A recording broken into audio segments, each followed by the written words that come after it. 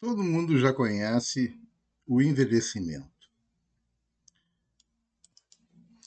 mas eu quero falar sobre detalhes do envelhecimento e sobre como ele influencia nas decisões que nós temos que ter. Então, vamos lá, pessoal. Realmente, o envelhecimento é um processo orgânico e funcional. Então, deteriora a anatomia, mas deteriora a fisiologia junto. E é claro que é multifatorial e que tem fatores orgânicos e fatores funcionais, que tem fatores intrínsecos e tem fatores extrínsecos. Claro que o envelhecimento ele não é decorrente de doença nenhuma, é a história natural do ser humano, mas tem muitos fatores que vão influenciar, muitos. Né? O envelhecimento é inevitável. Não tem como a gente mudar isso. Todos nós já tentamos modificar o envelhecimento. A gente consegue melhorar, mas a gente não muda o inevitável. O envelhecimento é contínuo e progressivo. E a gente vê essa ilustração, né, que o auge da vida da pessoa está aqui, ó, 20, 30, 40, até 50 anos. Depois é uma luta. É uma luta contra o tempo, é uma luta contra a perda de massa, né? Dá para ver a diferença da perda de massa, a perda de massa muscular e todo o aparato que envolve perda de massa óssea, perda de massa muscular, atrofia de gordura e queda das bolsas todas de gordura. O envelhecimento, então, ele está sempre presente, mas ele pode ser regulado, pode ser freado. Os exercícios físicos vão frear o envelhecimento. O sono regular vai frear o envelhecimento. Uma pessoa que faz plantão noturno envelhece muito mais rápido. Uma pessoa que não dorme na hora certa envelhece muito mais rápido. E cigarro, drogas, álcool, tudo envelhece mais rápido. O fator estresse é óbvio. O estresse é uma coisa terrível, envelhece mesmo. E os cuidados estéticos de home care são importantes, modifica tudo. Cuidar a qualidade da pele modifica tudo. Fazer exercício físico para manter a musculatura do corpo e para manter a musculatura puxando os ossos, forçando os ossos e fazendo com que os ossos mantenham a massa óssea também é extremamente importante. O envelhecimento ele é regido por fatores intrínsecos como genéticos, hereditários de cada raça, de cada pele, de cada um, de cada mistura da genética do pai, da mãe, os fatores cronológicos de cada um, o fator racial, o tipo de pele, as doenças que a pessoa tem desde a infância, né? E influencia em tudo, os fatores intrínsecos e os extrínsecos. Os extrínsecos, como por exemplo o sol, o raio. E não é só o sol que eu estou falando aqui também. Tem muito raio. Quem trabalha com radiação, quem trabalha com raio-x, quem trabalha com tomografia, tudo isso existe exposição à radiação. Ou quem trabalha em hospital e tem que estar andando com os pacientes no meio da radiação. também influencia. A qualidade da pele diminui, a cópia das células é influenciado pela radiação. Então, o envelhecimento é porque a gente não consegue copiar as células como elas têm que ser copiadas. Elas começam a dar defeito. Cada cópia é um pouco pior do que a atual. A região que mora é importante, lógico, né? Dependendo de fatores como frio demais, ou fatores como calor demais, ou fatores como sol demais, ou até fatores como falta de sol, por exemplo, influenciam. Né? Todo o meio ambiente, exposição contínua ao sol, né? Principalmente sem proteção, como, por exemplo, as crianças e os adolescentes que já trabalham na lavoura desde criança. Tem criança que com 9, 10 anos já está na lavoura trabalhando, sol a sol, né? E que cresce trabalhando. E a exposição profissional, não só desse tipo de situação, mas, por exemplo, luz,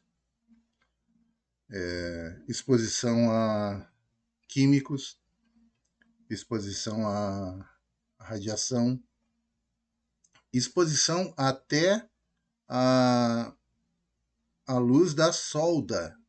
É interessante, porque a luz da solda também vai danificar a pele. O fotoenvelhecimento, né, causado principalmente pelo sol, pela radiação ultravioleta, e a pele ela é afetada, né, e se manifesta de várias maneiras, como poiquilodermia de Sivate. Meu Deus, como a gente vê isso, né? A gente vê o colo, o peito das pessoas, parece pele frita pelo sol. A ceratose actínica, é muitos pacientes com campo de cancerização, com 50 ceratoses actínicas, com 60, 80 ceratose actínica, né, que a gente tem que lidar com esses pacientes. E os primeiros sinais do envelhecimento ocorrem cedo. Todo mundo conhece a Angelina Jolie. Ela é uma mulher considerada uma mulher bonita, né? Muito bonita. Então, olha a sobrancelha dela com 15 anos e olha a sobrancelha dela com 30 anos. Mudou, né? Caiu. E olha a sobrancelha dela com 50 anos. Caiu muito mais. E é uma pessoa que se cuida, que tem condições de se cuidar e se cuida. Olha o suco nasogeniano com 15 anos, não existia. O suco nasogeniano com 30 anos já está leve, com 40 está mais e com 50 está muito marcado. Olha a queda da região malar dela com 15 anos e olha a queda aqui, ó, da região malar. Todas as bolsas aqui caíram. Mesmo que tenham algumas coisas que podem ser feitas em estética, o óbvio vai acontecer. Prestem atenção, ela sempre teve o lábio grande, mas olha a musculatura desse lábio, a eversão do lábio e como vai diminuindo com o passar do tempo. E aqui quase já é uma boca triste, ela está reta, querendo cair as laterais. Então, isso nos mostra a evolução, né? As rugas de envelhecimento, pessoal. Então, as rugas frontais, as rugas glabelares, os pés de galinha na lateral dos olhos, as linhas de coelhinho, né, no nariz, o sulco nasogeniano, né? E o código de barras no lábio, as linhas de marionete mais abaixo. Tudo isso são as marcas de envelhecimento. E a queda das bolsas de gordura, a queda do Ruff é o primeiro que cai aqui, né? Ele cai e a cauda da sobrancelha cai. A queda do SUF, o SUF medial e o SUF lateral, eles caem. Eles estavam formando aqui um acolchoamento bonito nessa área aqui, infrapalpebral e malar, né? E cai. E vai caindo, pessoal, e vai caindo, ó. O jaw, a bolsa de jaw cai e vai empapando o pescoço. E vocês vão ter que lembrar que não é só queda, é atrofia. Atrofia. Então, nós temos aqui bolsas de gordura superficiais, ok? Essas aqui são superficiais. A gordura infraorbital superficial. A gordura do SUF está atrás, medial e lateral, atrás dessa superficial, ok? E tem as gorduras superficiais do rosto. E a gordura do jaw está aqui, ó, FG, elas que vão cair e formar os bulldogs, ok? E depois nós temos as gorduras profundas. E todas elas sofrem queda e atrofia. Então, o rosto ele vai caindo anteriormente e medialmente pela força da gravidade, mas não é só a força da gravidade, né? A atrofia vai escorregando as bolsas, elas vão perdendo aderência, existem muitos ligamentos, né? Ligamentos de adesão em toda a face, e esses ligamentos também eles vão frouxando, ok? A bola de poda de Bichat está aqui, um bolão, né? Uma baita de uma bola que em algumas pessoas é bonita, em outras pessoas incomoda, porque fica muito saliente. Arredonda demais o rosto. Olha a queda dos jaws, né? Vocês têm aqui a continuidade da queda dos jaws. E esse trabalho é interessante, ó, porque mostra que a primeira que atrofia é a pálpebra superior e o ruff, tá? É a primeira que cai. Então a queda da sobrancelha, da cauda da sobrancelha, é o primeiro sinalzinho. A segunda é o SUF. O SUF cai, né? O medial e lateral, e começa a formar uma calha, chamada calha lacrimal. Essa região aqui começa a marcar. Vai perdendo a gordura do malar, o malar vai parar lá na bochecha, a bochecha vai parar lá nos bulldogs, e assim vai. Então, não esquecendo que todas as bolsas elas vão sofrer queda e atrofia. O que resulta? Resulta na diferença de um rosto que tem um triângulo invertido na juventude e que na maturidade essa já é um triângulo mais largo, a base inferior, e depois é um rosto quadrado. E isso nós vamos ter que resolver, né? Aqui é a mesma coisa. Olha a diferença da base do triângulo superior à base do triângulo inferior. Então, são maneiras que a gente tem de olhar o paciente vendo o que acontece. A parte óssea da órbita também é uma coisa bem importante, porque não é só queda de bolsa, não é só queda do RUF, queda do SUF, as bolsas intraorbitárias que começam a protuir, mas também reabsorção óssea. Olha só, essa porção medial e superior da órbita sofre ação do músculo frontal, que fica puxando ele a vida inteira. Então isso aqui vai subindo. Músculos frontais aqui, musculatura da glabela aqui, vai puxando e vai reabsorvendo essa região. Então, um esqueleto a gente pode olhar e pode dizer se era jovem ou idoso, também pelas órbitas. O músculo masseter, que está aqui, ele puxa a lateral da barra inferior da órbita, vai puxando para baixo.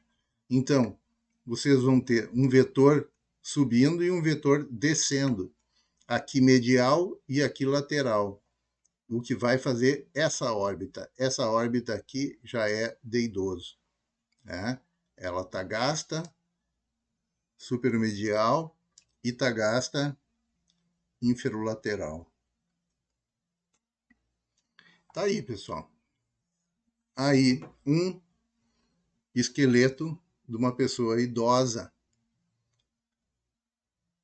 com os vetores de gasto ósseo, desgaste ósseo provocado pelo frontal e glabela e aqui provocado pelo masseter. Tá aí as rugas frontais, né? As rugas glabelares, e elas são responsáveis pelas marcas e são responsáveis pelo desgaste das bordas da órbita óssea. A contratura do músculo orbicular, o músculo orbicular ele é concêntrico, ele faz a volta em toda a órbita. E ele contrai nesse sentido, unindo a porção medial e unindo a porção lateral. E quando ele contrai no sentido de puxar tudo para o meio, vai franzindo a pele. A pele vai franzindo e formando rugas transversais, que o pessoal chama de pé de galinha. E a pele vai se dobrando, vai sobrando pele, né? Que é a dermatogalase. A pálpebra toda vai caindo, que a gente pode chamar de blefarocalase, e vai formando a calha lacrimal e leve protusão das bolsas infraorbitais.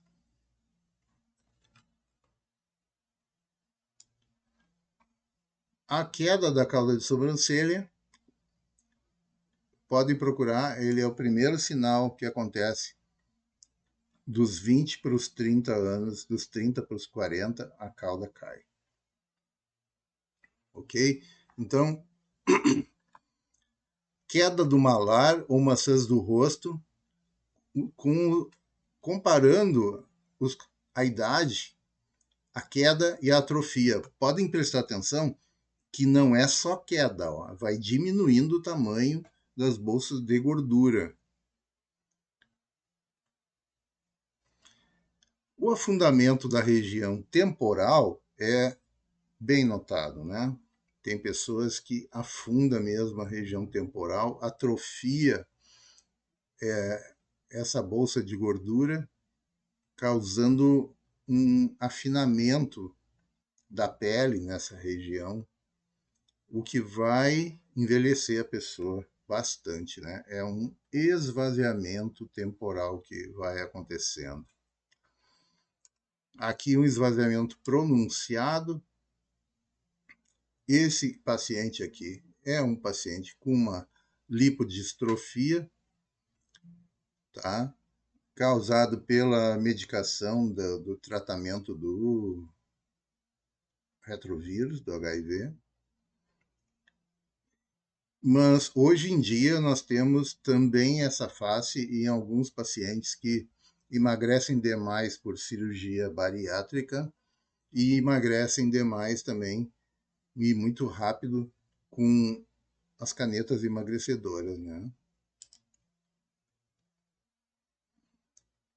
A queda das bolsas da pálpebra inferior começa a protuir as 3 bolsinhas que existem aqui embaixo, né?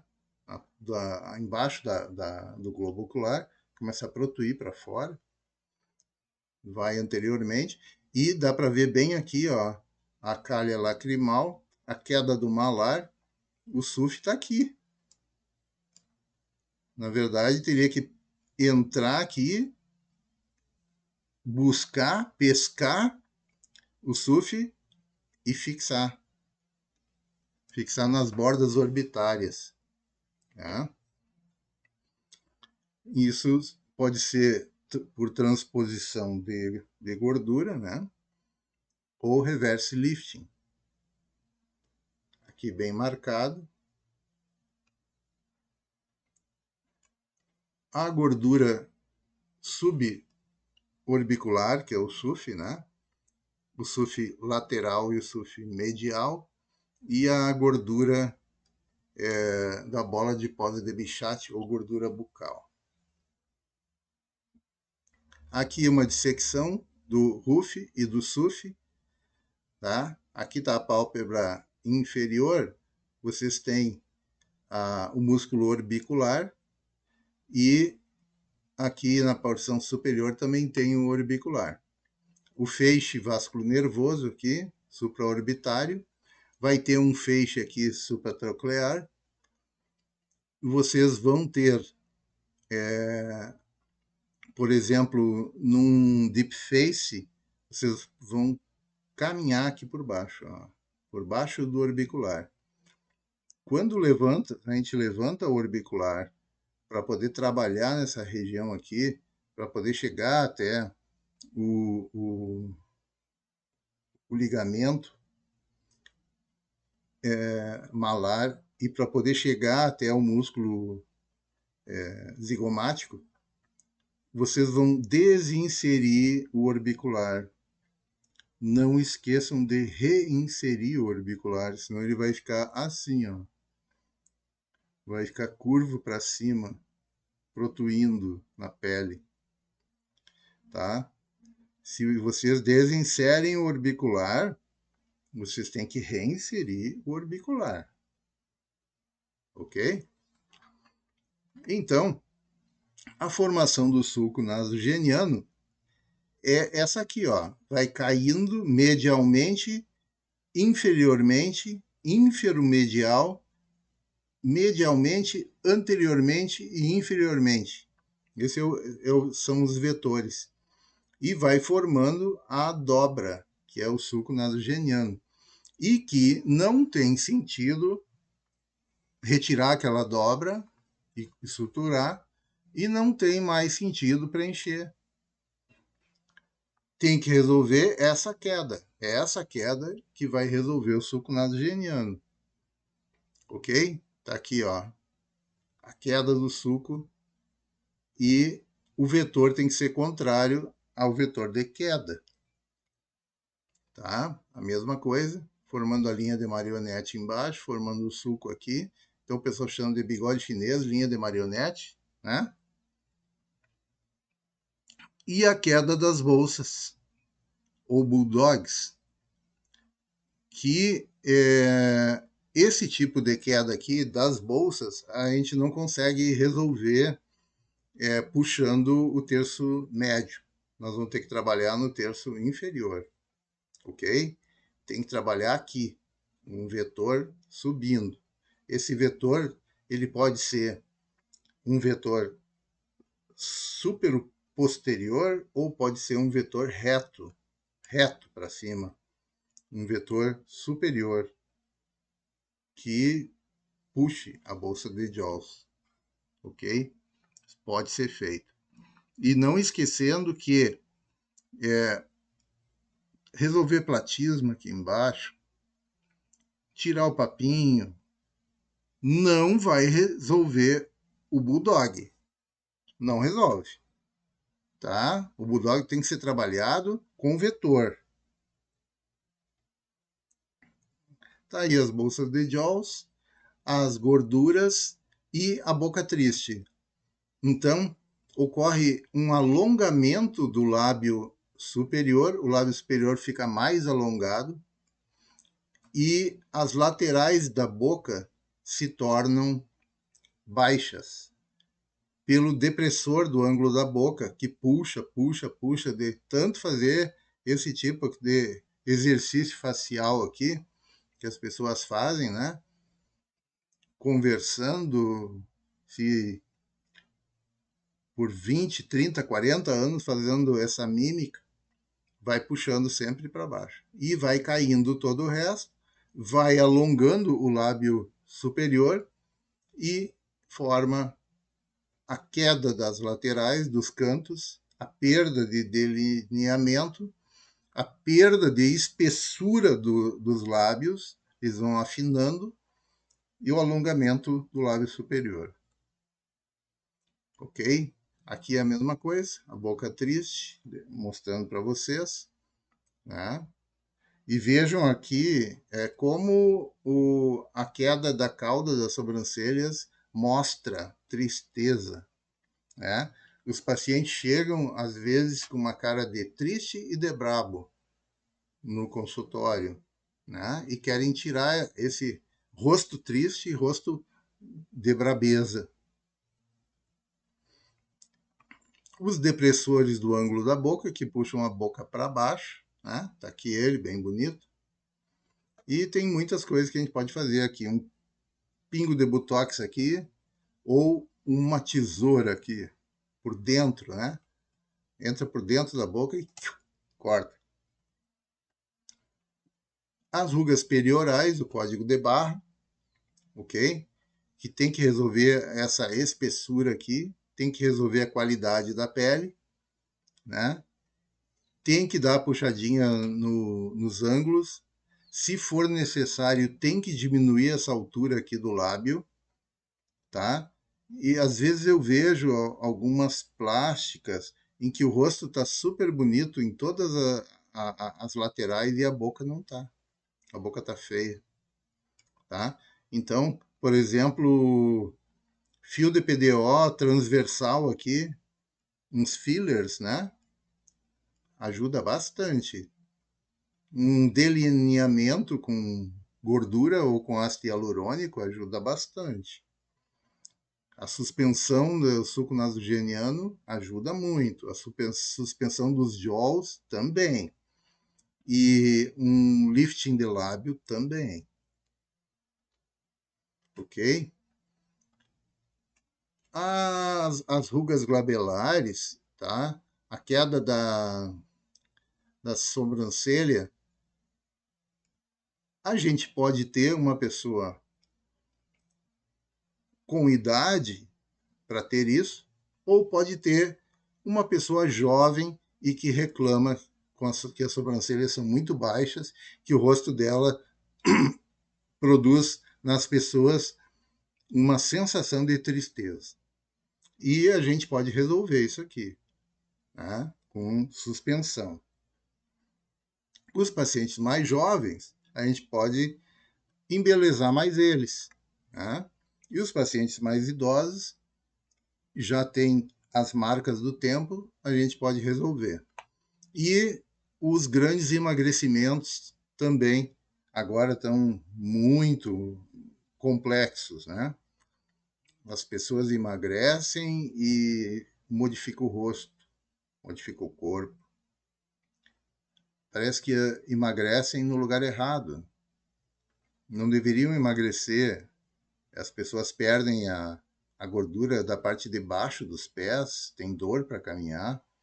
As pessoas perdem os glúteos, perdem a bunda e reclamam que perderam toda a bunda, não tem mais bunda. Né?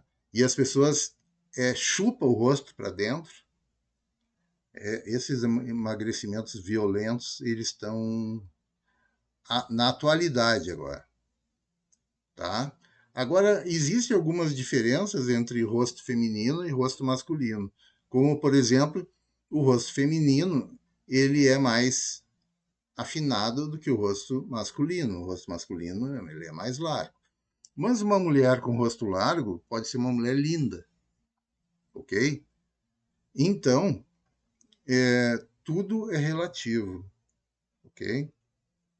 Aqui, o contorno de mandíbula, ele é muito suave. Dá para marcar, se a pessoa quer. Mas já está até acontecendo uma mudança nos procedimentos. Tem muita gente que está afinando o rosto depois de engrossar todo o rosto, porque os preenchimentos estão deixando as pessoas tudo grossas, né? E ajuda o preenchimento na porção mais anterior do rosto, ajuda o rosto a cair. Isso é uma coisa bem interessante de ser notado, ok? Preencher suco nasogeniano ajuda o rosto a cair. Todo o preenchimento na porção anterior do rosto vai ajudar o rosto a cair. Então, sobrancelhas do homem geralmente são retas e as sobrancelhas da mulher geralmente são arqueadas, principalmente a cauda. Né? Aqui vocês têm uma diferença com uma linha traçada, então, para ver a diferença do formato das sobrancelhas, dos supercílios. É sobrancelha de homem, sobrancelha de mulher. O rosto feminino, ele tem mais maçã do rosto, mais pronunciado em relação ao próprio rosto. O homem, geralmente, ele tem uma harmonia de face mais engrossada, né? O contorno da mandíbula é algo interessante, lindo, muito bonito o contorno, mas não é, obviamente, uma coisa necessária para uma mulher ser bonita. Pode ter um rosto com um queixo menor, sem contorno e ser bonita, ok? Então, aqui a marcação da face do formato homem, formato mulher, e o rosto mais feminino, com linhas pronunciadas, principalmente a linha malar, né? E a linha do contorno. Então, vocês veem aqui um homem com uma sobrancelha baixa e mulher com a cauda de sobrancelha alta, né? Isso é uma coisa bem interessante. Geralmente, o vermelho dos lábios no homem é mais fino e na mulher é mais grosso, ok? E o eixo horizontal da órbita no homem é reto. Se você tiver traçar uma linha do canto lateral para o canto medial da órbita, na união das pálpebras, você vai ver no homem uma linha reta e na mulher uma linha oblíqua, com a lateral ascendente, junto com a cauda da sobrancelha. Ok? E essa linha aqui, ela vai baixando com o passar da idade. Essa linha vai descendo a lateral, né? Vocês lembram que essa parte aqui óssea vai desgastando pela ação do masseter. Isso aqui vai descer. Então, um olhar de Homem, geralmente, ele é reto. Um olhar de mulher, geralmente, ele é oblíquo na lateral, junto com a cauda da sobrancelha. Mas isso pode ser trabalhado. Se chegar uma mulher com a porção lateral da órbita muito baixa, e a gente pode subir esse canto da órbita e subir essa cauda de sobrancelha, gerando uma sensação de juventude. Tá? O lábio, então, tem um formato em que as mulheres adoram, né? Todas querem ter esse lábio espesso, grosso, bonito, com cauda de cupido, bem pronunciada, né? Com uma leve eversão, né? Do lábio. Então, tem mulheres que vão no meu consultório e dizem: o meu lábio está fino e ele não está mais para fora, ele era para fora. E o lifting de lábio superior, que pode ser feito retirando uma borda superior que junta o lábio às narinas, né? Fazendo uma plástica de lifting de lábio, e pode ser feito também no lábio inferior, evertendo um pouco mais o lábio. Ah, olha só, quem apareceu, né? O SMAS. O SMAS vai ser uma carga bem grande de trabalho em aula que nós vamos ter. Então, aqui está o SMAS sendo dissecado e suspenso.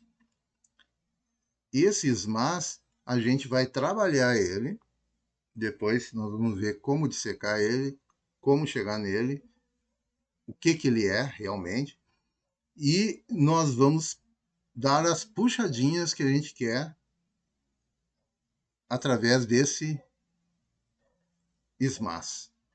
E os ligamentos que eu falei para vocês que vai se perdendo, que vai frouxando, são chamados ligamentos de retenção do rosto, que também nós vamos estudar os ligamentos de retenção. Tá? Esses ligamentos de retenção existem em várias partes da face e formam uma linha nessa região. Olha que bonito esse ligamento de retenção e esse ligamento de retenção. Eles seguram a face, seguram as bolsas de gordura. Então, os ligamentos de retenção têm uma linha certa. Ó. Se vocês preencherem para frente dos ligamentos, não tem o que segure esse preenchimento. Esse preenchimento vai pesar e vai deixar o rosto de fofão, vai deixar o rosto mais caído, mais vai ser uma flacidez estufada, tá? E toda vez que vocês preencherem um paciente para posterior dos ligamentos, vai dar o efeito lifting, porque vai estufar posteriormente, vai puxar o rosto para trás.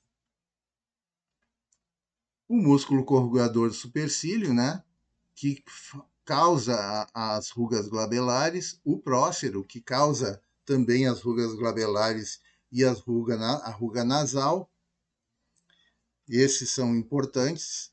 Né? Aqui está o corrugador em contato com o nervo supratroclear e com o nervo supraorbitário.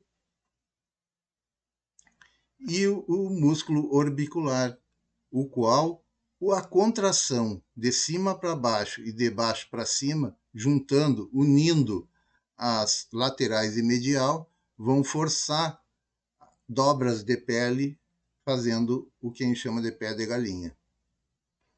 Né?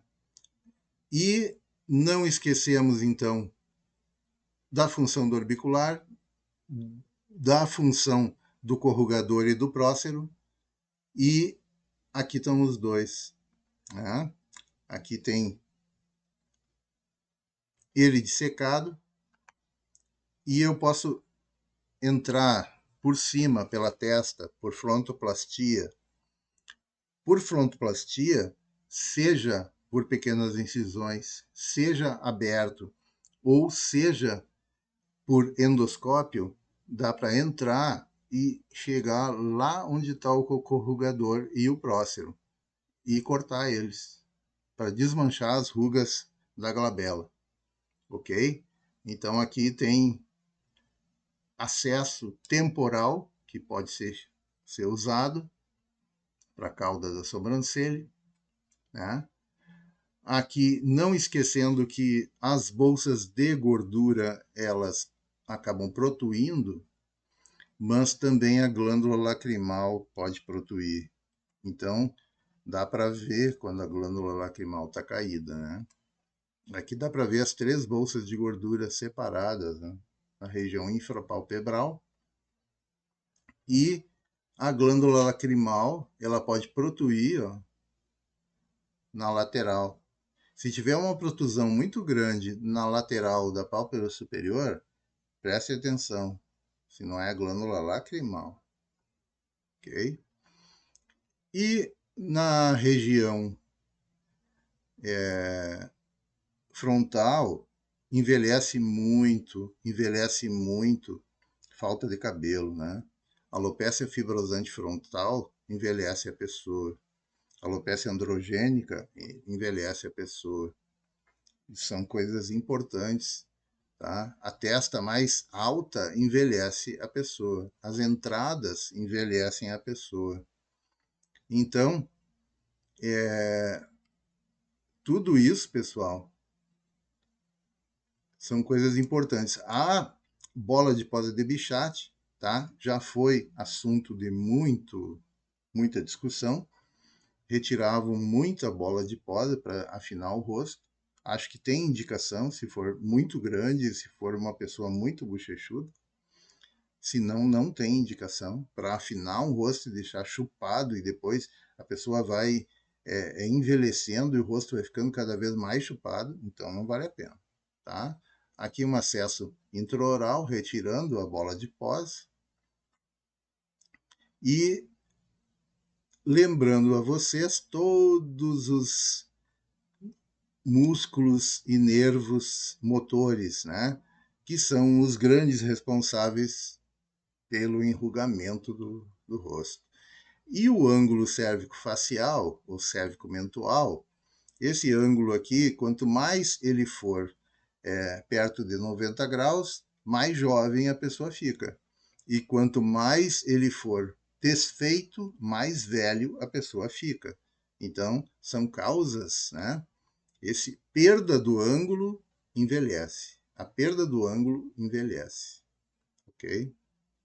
E o músculo platisma, que com o passar do tempo acaba causando bandas, né, que são aquelas estruturas que acabam protuindo no pescoço quando a pessoa fala, e eles podem ir se separando e formando um acúmulo de gordura, o qual todo mundo conhece como papada, e que também é um sinal de envelhecimento da pessoa. E a gordura subplatismal não é só a gordura pré-platismal que tem que ser trabalhada, tem que trabalhar a gordura subplatismal, ok? Porque ela também cai. E as glândulas salivares, elas têm o seu papel no envelhecimento, porque elas caem também. Então, vocês veem uma glândula salivar ajudando a formar o bulldog. Junto com o bulldog ali, pode ter uma glândula salivar descida, uma glândula salivar em queda. Então, a protusão da glândula salivar no contorno mandibular vai envelhecendo a pessoa. Então, se vocês palparem uma glândula submandibular, glândula salivar submandibular muito protusa, existe indicação de fazer uma ressecção parcial dela, ok? A queda do malar e o sulco nasogeniano os jaws. E é isso aí, pessoal. Tá todo o nosso envelhecimento facial aí, ok? Agora sim. Agora nós vamos começar uma parte bem mais profunda que eu convido vocês à próxima aula. Muito obrigado, pessoal.